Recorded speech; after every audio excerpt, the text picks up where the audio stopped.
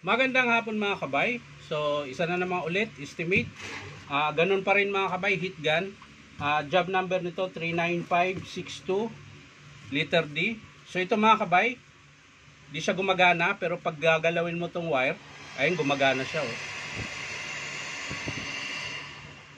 Yun. So ibig sabihin, dito po ang sira sa cord. Hindi ko na kailangan i-tester yan mga kabay. Ang kailangan lang natin ay buksan natin. Ayan. So yan mga kabay, nabuksan na natin. Angat na natin. Siyempre, diretso tayo kaagad dito. Ayan, tapos luwagan kaagad natin yung screw para mahugot natin yung wire na putol. Tapos, hilain natin. Wala, kabila. Yun, no? Yung brown ang putol mga kabay. So, dito natin putulin yan. Ayan. Tapos, syempre, balatan natin ulit. Para panibagong kabit ulit. Yan.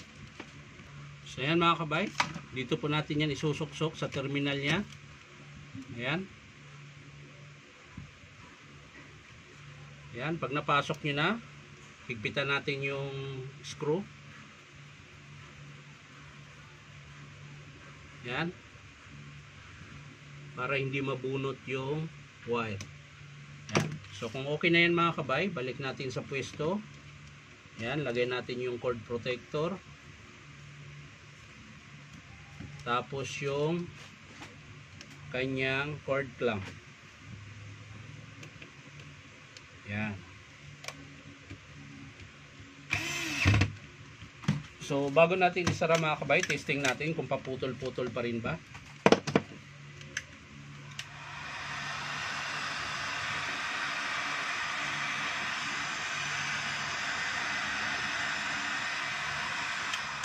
So, okay na siya mga kabay, hindi na siya paputol-putol. So, kailangan na nating isara. So, ang pinakasira lang niya mga kabay ay kanyang cord ulit.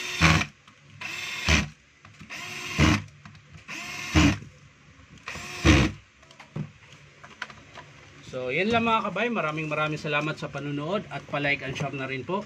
At syempre po, baka naman pwede makahingi isa ng isang subscribe dito po sa aking YouTube account na Inom Tabay. So, maraming salamat ulit mga kabay. Bye-bye.